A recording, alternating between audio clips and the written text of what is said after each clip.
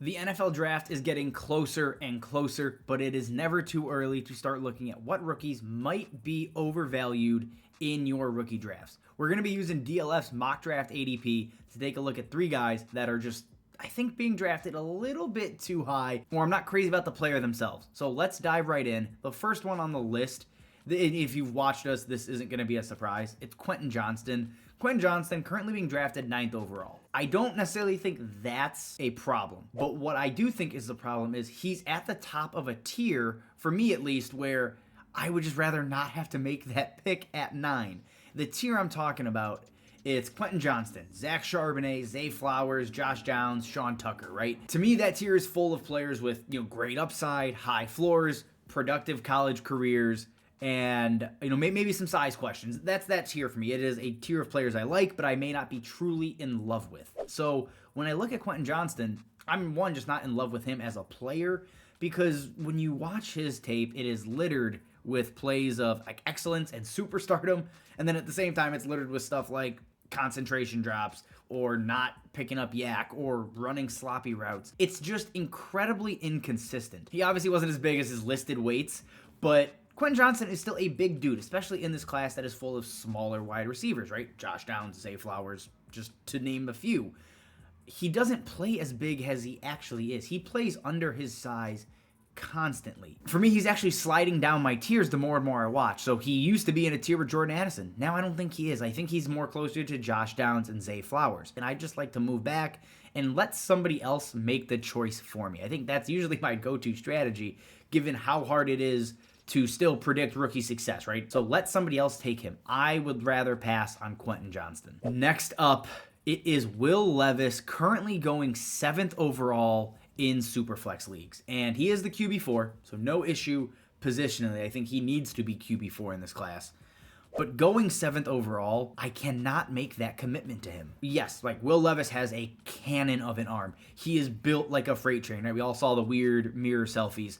He's tacked on a ton of weight. But when you watch tape, it is just full of bad decision making, inconsistent throws. Supposedly, coming out of the combine, he bombed his interviews. The red flags are starting to pile up. I don't know if I can justify taking him here. Again, the guys I just listed that are going lower, right, even below Quentin Johnston, Zach Charbonnet, Flowers, and Downs, again, give me all of them over Will Levis. Give me Jordan Addison over Will Levis. I think they're safer prospects. I like them as players significantly more than I like Will Levis. So I'm just not buying in at 7th overall. I think that pick is too valuable to spend on a player that I think has so many red flags surrounding his profile and him as an NFL quarterback. And to close it out, it is Zach Evans, currently being drafted 18th overall, which I think is fine.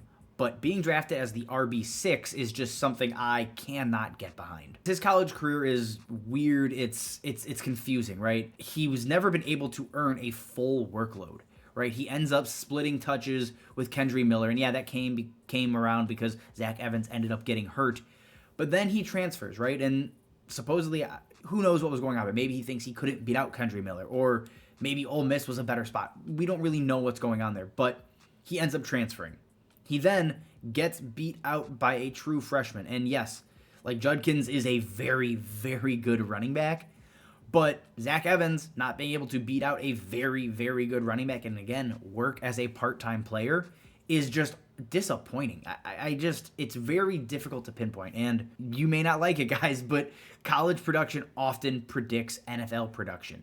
Typically, the guys that earn a ton of touches in the NFL had a lot of touches in college. That is the usual outcome, right? There are always going to be outliers like a Dameon Pierce. But that is the mold, the type of guys you want to target. High production players that saw a lot of touches. That is not Zach Evans. So Zach Evans has questions surrounding him. And at RB6, there's guys behind him that I prefer. One being Kendry Miller, right? Did Kendry Miller technically beat him out? Who really knows? But Kendry Miller made him transfer. So I like Kendry Miller more. I like Israel Abanikanda a lot more than I like Zach Evans.